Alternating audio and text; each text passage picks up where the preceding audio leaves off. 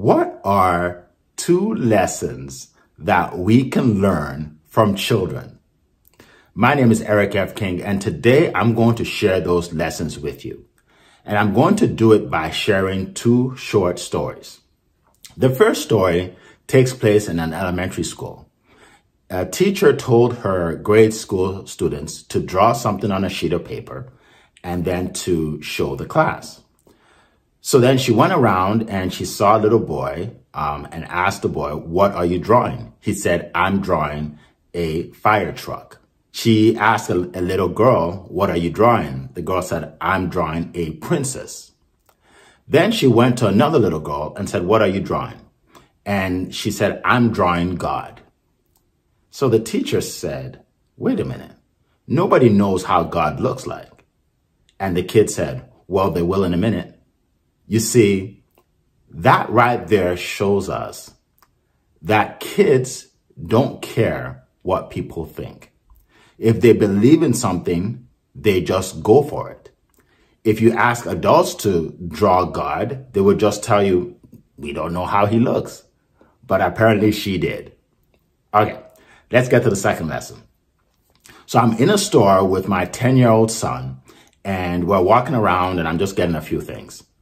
And he sees a chocolate bar that he wants. Now, that day, he already had cake that day, so I didn't want to get him anything, okay, anything sweet. So he sees a chocolate bar, but it's not a regular chocolate bar. It's a chocolate bar that has the name of his idols, his YouTube idols, Mr. Beast. He's a famous YouTuber. And so he said, Dad, that's Mr. Beast's chocolate bar. Can I have it? And I said, "No, you don't need a chocolate bar." We kept going around the store, getting the things I need. And then we get to the checkout and I'm scanning things out. And he says, "Dad, can I just please have the chocolate bar? Some of my friends have told me that it tastes really good. And can I please have it?" And I said, "No." I said, "No chocolate bar today. Okay?" And I'm scanning all my stuff. And I have the last item in my hand. This is a self-checkout. And I scan it. And my son has the chocolate bar in his hand. He said, "Dad, should I just scan it, please? Just take a bite today. I'll eat the rest tomorrow." And I said, "Okay." And he scans it. And then, we're going out of the store and I'm thinking, oh my God, I can't believe he convinced me to get him a chocolate bar. But then I thought to myself, what he did is something most adults would never do.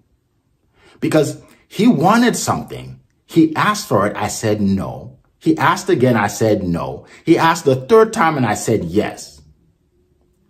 The reason he did that is that he wasn't concerned about what I'm going to say. He just wanted that chocolate bar. Now, in life and in business, there are a lot of times that we are apprehensive to try again. Okay, maybe we started a business before, didn't succeed. In our head, we're thinking, well, maybe we're not cut out for business or entrepreneurship, so we don't do it.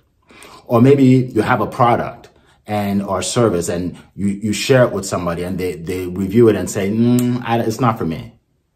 And then we're afraid to call them back. Or maybe they said, this is not a good time, but we're afraid to call them back. But if we think like a child and we just believe in ourselves and we follow up with everybody and we don't worry about what people think, say, or do, we will have a lot more success. So that's my tip for you today. Think like a child and you will have more than you ever imagined because there's no limit for children. There is no limit.